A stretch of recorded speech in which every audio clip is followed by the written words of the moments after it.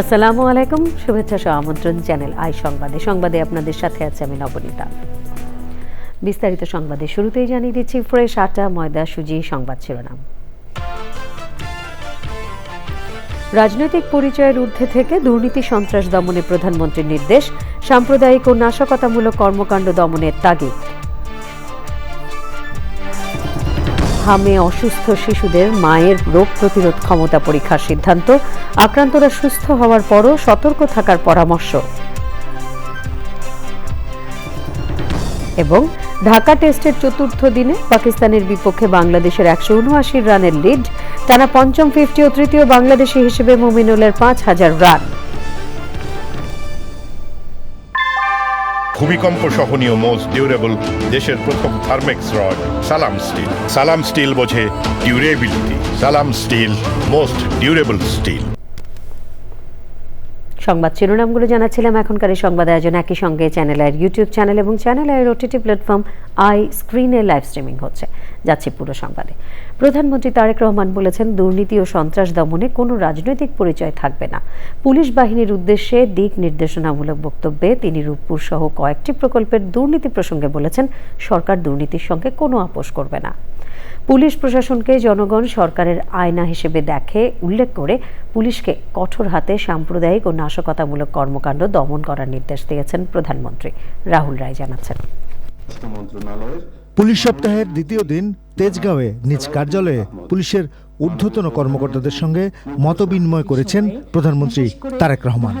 অনুষ্ঠানে বিভিন্ন সমস্যা ও দাবি দাওয়া তুলে ধরেন কর্মকর্তারা। আপনার সদয় বিবেচনা এবং দিক নির্দেশনা একান্তভাবে কামনা করছি। পরে দিক নির্দেশনামূলক বক্তব্যে পর্যায়ক্রমে দাবি পূরণ করার কথা বলেন প্রধানমন্ত্রী। একটি মানবিক রাষ্ট্র গড়ে তুলতে পুলিশ বাহিনীকে কাজ করার আহ্বান জানান সরকার প্রধান। আপনাদের উপরে যে অর্পিত দায়িত্ব, এই দায়িত্বটা যদি সফলভাবে পালনের সক্ষমতার পরিচয় দেন, আমি বিশ্বাস করি বর্তমান সরকারের নিরাপদ বাংলাদেশ প্রতিষ্ঠার পথে এক ধাপ আমরা এগিয়ে যেতে সক্ষম হব। আমরা চাই মানুষের একটা আস্থা তৈরি হবে, আপনার একটা আস্থার জায়গা হবেন মানুষের। পুলিশ প্রশাসনকে সরকারের আয়না হিসেবে বিবেচনা করা হয়, সুতরাং পুলিশ প্রশাসন সফল হতে কার্যত সেটা সরকারের সফল হতে হিসাবেই বিবেচিত হয়। আপনারা দায়িত্ব পালন করবেন রাষ্ট্র এবং জনগণের কল্যাণে। অতীতে রূপপুর সহ বেশ কয়েকটি প্রকল্পে দুর্নীতির কথাও তুলে ধরেন প্রধানমন্ত্রী। রূপপুরে স্বাভাবিকভাবে যে প্রজেক্ট হচ্ছে, সেখানে ফুল ফার্নিশ কোয়ার্টার তৈরি করা হয়েছে বিদেশি যারা আসবে তাদের জন্য। সেখানে বালিশ যখন কেনা হয়েছে, সেই বালিশের দাম ধরা হয়েছে 80,000 টাকা। আপনি একজন স্বাভাবিক মানুষ হিসেবে চিন্তা করতে পারেন কখনো কোনো বালিশের দাম পৃথিবীতে 80,000 টাকা হতে পারে? অস্বাভাবিক একটি ব্যাপার। সিমিলার প্রকল্প আমাদের পাশের একটি দেশ করেছে, তাদের লেগেছে এবাউট খুব সম্ভবত 14,000 থেকে 14,000 কোটি টাকার মতন। বাংলাদেশে যে রূপপুর আণবিক এই যে রূপপুরে যে প্রকল্পটি করা হয়েছে, এটির খরচ গিয়ে আলটিমেটলি খুব সম্ভবত দাঁড়িয়েছে 96,000 কোটি টাকা। কর্ণফুলী টানেল এর বের হওয়া বা ঢোকার আগে দুপাশে গাছ লাগানোর কথা, এই গাছের জন্য 50 কোটি টাকা তুলে নিয়ে চলে গিয়েছে। দুর্নীতি ও সন্ত্রাস দমনে পুলিশ বাহিনীকে কঠোর হওয়ার নির্দেশ দিয়েছেন প্রধানমন্ত্রী তারেক রহমান। সরকার দুর্নীতি, সন্ত্রাস, দুঃশাসনের বিরুদ্ধে আমরা আপোষ করতে চাই না। পলিটিক্যাল পরিচয় বা পলিটিক্যাল আইডেন্টি, ইনফ্লুয়েন্সিয়াল আইডেন্টি, এরকম বিষয় আপনাদেরকে ফেস করতে হয়।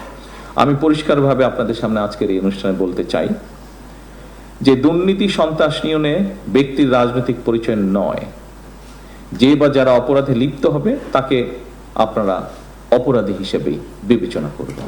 সাম্প্রদায়িক সম্প্রীতি কিংবা কোন রকমের নাশকতামূলক কার্যক্রমে লিপ্ত হতে না পারে, এটিও কিন্তু আমাদের সকলকে মনে রাখতে হবে। প্রধানমন্ত্রী বলেছেন, সবাই মিলে একটি সমৃদ্ধ বাংলাদেশ গড়ে তুলতে হবে। কঠোর হস্তে কঠোরভাবে এটিকে আমাদের এনশিওর করতে হবে। রাহুল রায়, চ্যানেল আই, ঢাকা। প্রধানমন্ত্রী তারেক রহমানের সঙ্গে সৌজন্য সাক্ষাৎ করেছেন বিজিএমইএ ও বিকেএমই এর প্রতিনিধি দল।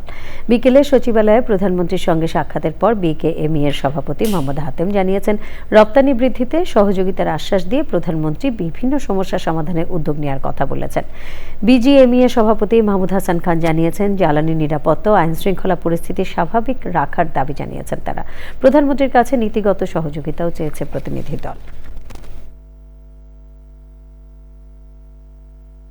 বন্ধ ফ্যাক্টরি খোলার ব্যাপারে সরকার যে উদ্যোগ নিয়েছে সেটাকে আমরা সাপোর্টও যেভাবে করেছি, অ্যাট দ্য সেম টাইম আমরা বলেছি ফ্যাক্টরি সিলেকশনের ক্ষেত্রে খুব সাবধানী হইতে হবে, যেন এইটার মধ্য দিয়ে কেউ যেন টাকা বের করে নিয়ে যেতে না পারে।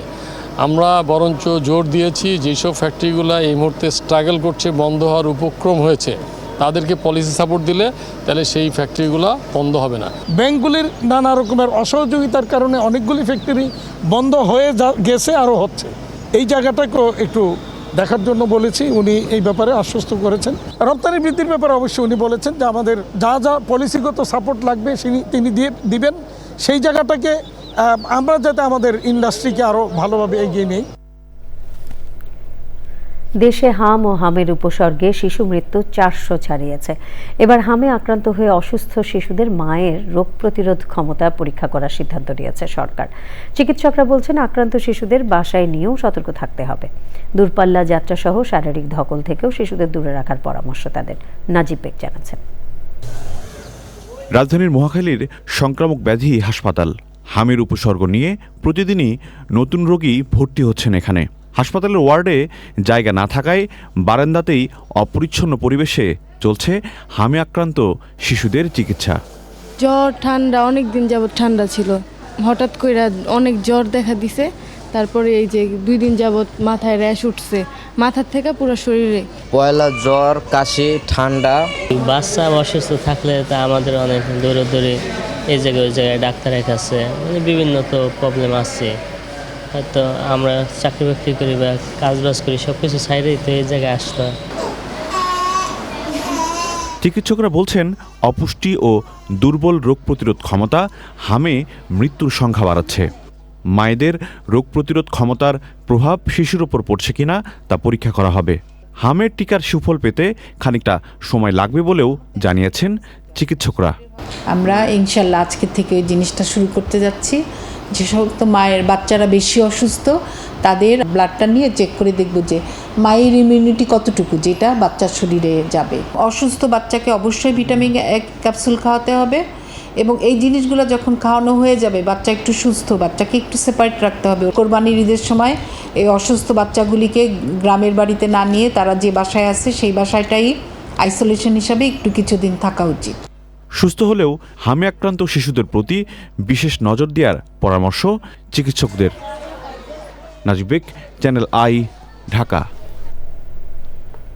ইঞ্জিনিয়ার সাহেব, বাড়ির ডিজাইন তো হলো, কিন্তু কোন রড দিয়ে বাড়ি বানাবো? অবশ্যই আকিজ ইস্পাত, কারণ ভালো মানের 500W রডের yield strength 500 MPa, tensile strength 625 MPa, আর সর্বোচ্চ গুণগত মানের আকিজ ইস্পাতের টেনসাইল স্ট্রেংথ 700 MPa, অর্থাৎ ভালো মানের রডের থেকেও 12% বেশি। বুঝেছি, এখনই অর্ডার করছি অধিক শক্তিশালী আকিজ ইস্পাত। আকিজ ইস্পাত, committed two quality. Dutch Bangla bank Dhaka টেস্টের দ্বিতীয় ইনিংসে 179 রানে এগিয়ে বাংলাদেশ। চতুর্থ দিন শেষে টাইগারদের সংগ্রহ 3 উইকেটে 152 রান।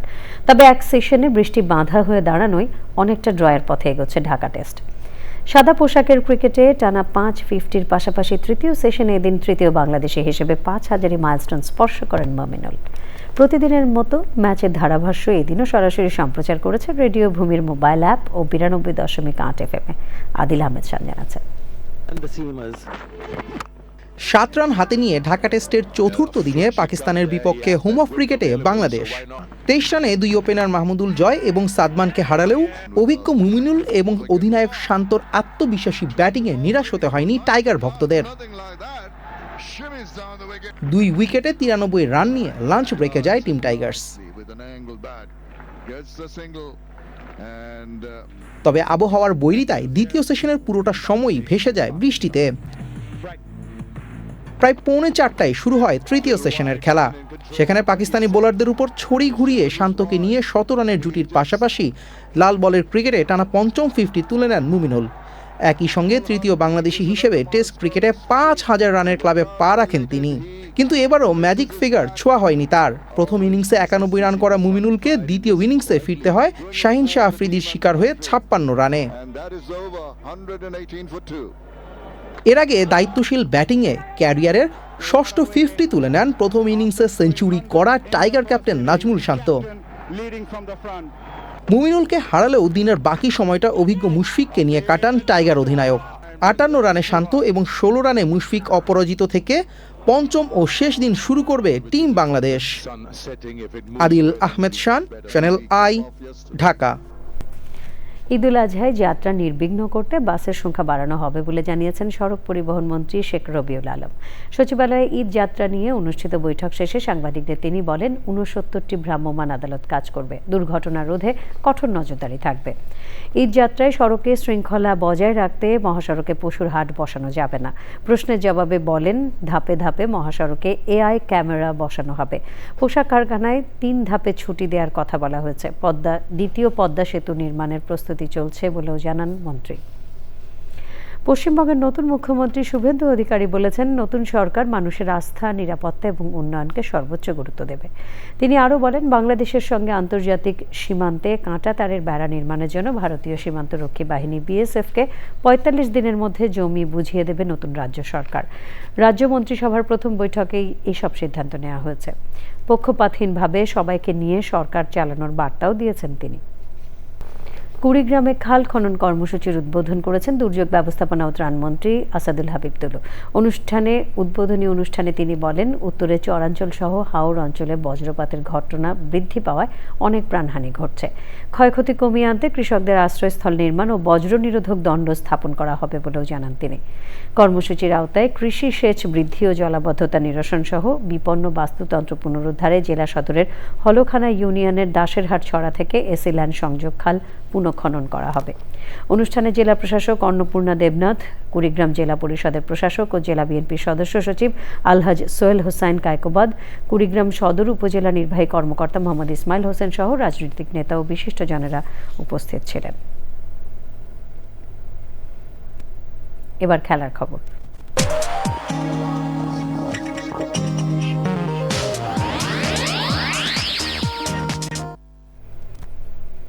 আসন্ন বাংলাদেশ সফরের জন্য ওয়ানডে ও টি-20 দল ঘোষণা করেছে ক্রিকেট অস্ট্রেলিয়া। ঘোষিত স্কোয়াড থেকে বাদ পড়েছেন 3 অভিজ্ঞ pacer Pat Cummins, Mitchell Starc ও ইয়াশ হ্যাজেলউড। বাংলাদেশ সফরে 2 ফরম্যাটে অজিদের নেতৃত্ব দেবেন মিচেল মার্শ। কন্ডিশন বিবেচনায় টি-20 স্কোয়াডে প্রথমবারের মতো ডাক পেয়েছেন তরুণ ব্যাটার জোয়েল ডেভিস, তবে বাদ পড়েছেন অভিজ্ঞ গ্লেন ম্যাক্সওয়েল। মে মাসের শেষে পাকিস্তানের সিরিজ খেলে সরাসরি বাংলাদেশে আসবে অস্ট্রেলিয়া দল। ঢাকায় 3 ম্যাচের ওয়ানডে সিরিজ শুরু হবে 9 জুন, এরপর 17 জুন চট্টগ্রামে শুরু হবে 3টি টি-20 ম্যাচ।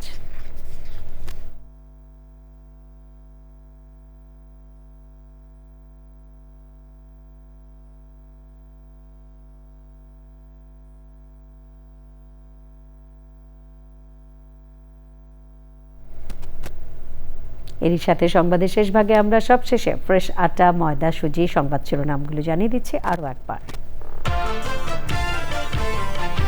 রাজনৈতিক পরিচয়ের ঊর্ধ্বে থেকে দুর্নীতি সন্ত্রাস দমনে প্রধানমন্ত্রীর নির্দেশ, সাম্প্রদায়িক ও নাশকতামূলক কর্মকাণ্ড দমনের তাগিদ। হামে অসুস্থ শিশুদের মায়ের রোগ প্রতিরোধ ক্ষমতা পরীক্ষার সিদ্ধান্ত, আক্রান্তরা সুস্থ হওয়ার পরও সতর্ক থাকার পরামর্শ। এবং ঢাকা টেস্টের চতুর্থ দিনে পাকিস্তানের বিপক্ষে বাংলাদেশের 179 রানের লিড, টানা পঞ্চম 50 ও তৃতীয় বাংলাদেশি হিসেবে মুমিনুলের 5000 রান।